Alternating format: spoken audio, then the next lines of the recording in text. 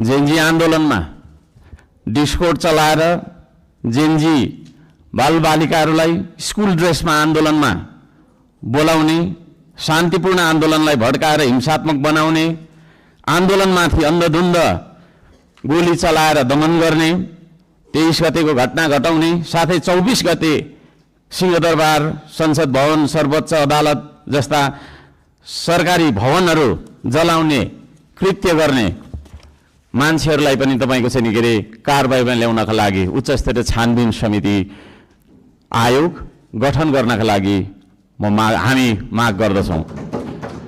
5 number, सम्पत्ति छानबिन तथा शुद्धिकरण अभियान सुरु गर्नुपर्दछ। सबैभन्दा पहिला अहिले सरकारमा रहेका मन्त्री परिषदका सम्पूर्ण मन्त्रीहरू, सांसदहरू, हामी सबैजना सबैको तपाईको चाहिँ नि के रे हाम्रो सम्पत्ति छानबिन हुनुपर्दछ। हामीबाट सुरु गर्नुपर्दछ त्यो चिज, किनभने हामी नियम कानुन बनाउने भने हामीबाटै त्यो कुरा लागू भएर जानुपर्दछ। हामीले बनाएको नियम कानुनले अरूलाई मात्रै ठ्याङ्ग्रोमा कस्ने खालको व्यवहार हामीले गर्नु हुँदैन भन्ने माग राख्दछु।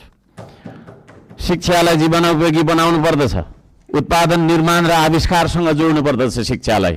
शिक्षा भन्ने बित्तिकै कथा पढ्ने विषयवस्तु होइन, त्यो भन्ने बित्तिकै उत्पादन, निर्माण र आविष्कारसँग जोडिनु पर्दछ भन्ने हाम्रो माग हो। त्यसतर्फ सरकारले ध्यान दियोस्।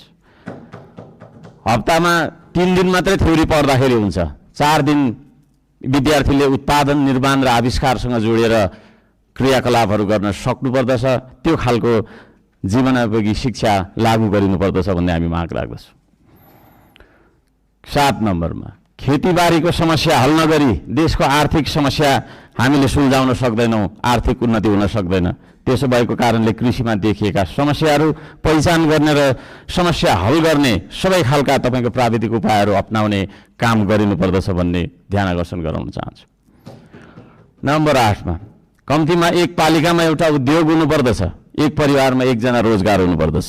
त्यो खालको नीति हामीले अपनाउनु पर्दछ। बन्द गरिएका उद्योगहरूलाई पुनः सञ्चालन गर्ने साथै नयाँ उद्योगहरूको स्थापना गर्ने नीति तथा कार्यक्रम सरकारले ल्याउनु पर्दछ भन्ने ध्यान आकर्षण गर्न चाहन्छु। 9 नम्बरमा, जनताको सेवा सुविधा, विकास र समृद्धिमा सार्वजनिक हितका लागि प्राकृतिक स्रोत साधन ढुङ्गा, गिटी, माटो, खोला, नाला, खानी, खनिज, वन जङ्गल जस्ता स्रोत साधनका सदुपयोग गर्न पाउने गरी सहज किसिमको चाहिँ नियम कानुन बनाउनु पर्दछ।